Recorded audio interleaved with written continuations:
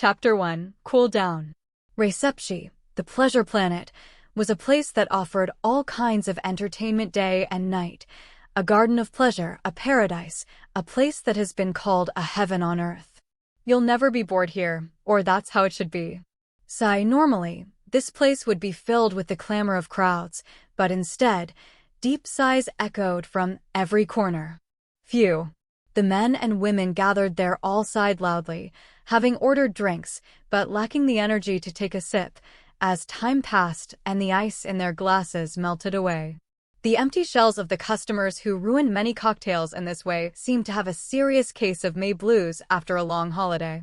The cause of this was the sudden duel between the legendary armored gods and the duel between Masaki Kuriko and the second heirs of Renza the other day.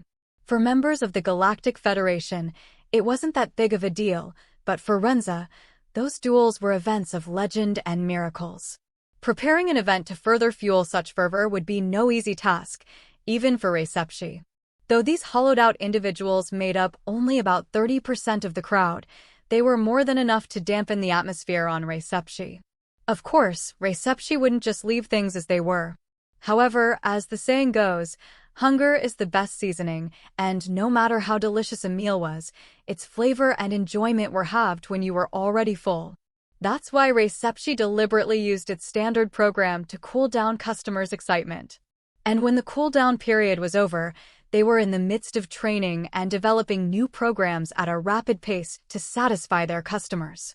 Mabashi Hall, named after a member of the Jurai royal family, this facility was one of the 10 largest theater halls in Recepshi, with a long history and tradition, and where many legendary performances have taken place.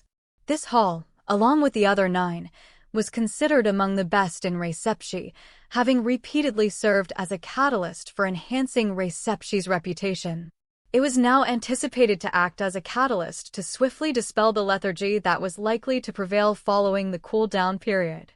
Naturally, in response to these expectations, preparations for major events centered around each hall were progressing steadily. Maya was walking at a brisk pace, glancing at the scene below through the windows of a hidden passageway used by Mayheim and other high-ranking officials. The Grand Theater Hall had many ancillary facilities, including the Mayheim sponsor salon, which could be seen below.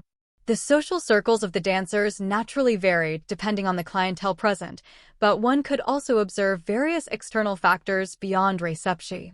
In particular, the relocation of Recepshi's base of operations to Renza, along with the duel-related events involving Sena, had significantly altered the clientele.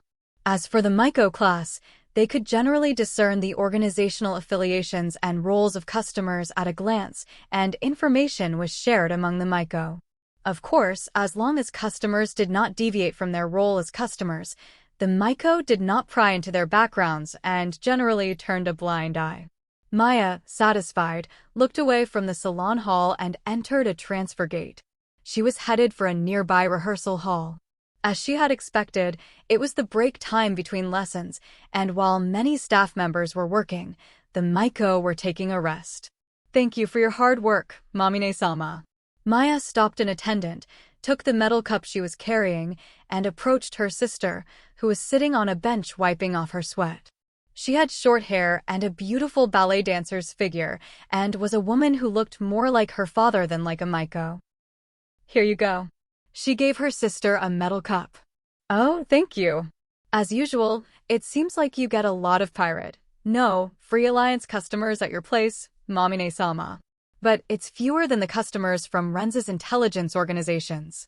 At the Mayheim rank in Recepshi, each had a high-ranking patron who acted as their sponsor, and, through their connections, various information came to them. As for Makihi's daughters, their information rank was quite high, and each had their own specialized information channels. Mami, for example, had connections with Pirates 8 in the Renza sector. As a result, she also had ties with the Renzan intelligence networks. But I still don't have the information that Maya wants. We still don't know where Sena-sama is. The remains of the marked exterior were found early on, but there seem to be no clues. There are no forces showing unusual movements, so it's certain that no one has found him yet. Well, realistically speaking, from Sena-sama's perspective, In a space where it's unclear who is friend or foe, it's only natural to choose to remain hidden for the time being. I agree, Maya took a deep breath to calm herself. By the way, has there been any news from the Freedom Alliance regarding that incident? They've got their pride, so they can't come crying to us.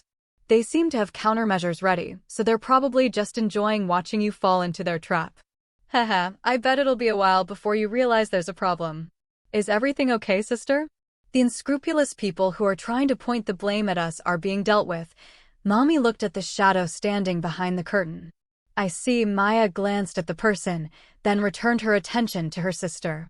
At the same time, that person also disappeared as if melting into the darkness beyond.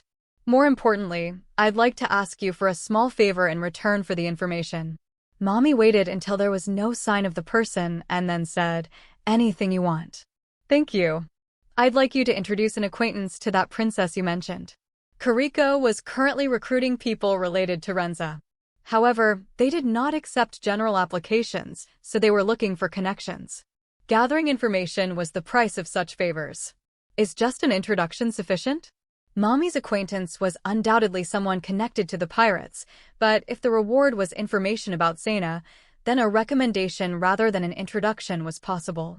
Naturally, if Maya recommended them, Kariko would not be able to refuse, and they would definitely be hired. However, if it was just an introduction, then it would be up to Kariko to decide whether or not to hire them. Yes. Mommy nodded with a smile. Understood. The bottom line was that they would ask for something in the future, but under the current circumstances, it was natural for them to keep it as a trump card. In any case, Maya and her team were only trying to make connections, and the rest was up to the other party. Thank you. Well, that's all for now. Let's just focus on what we need to do here. Haha. I agree.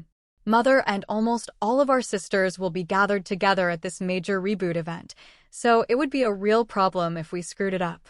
What was important to them was that their requests were listened to, their value as dancers, and the improvement of their abilities. After the break, practice resumed, and the noise returned to the entire hall. After seeing Mommy return to training, Maya quickly left the hall to start her own practice.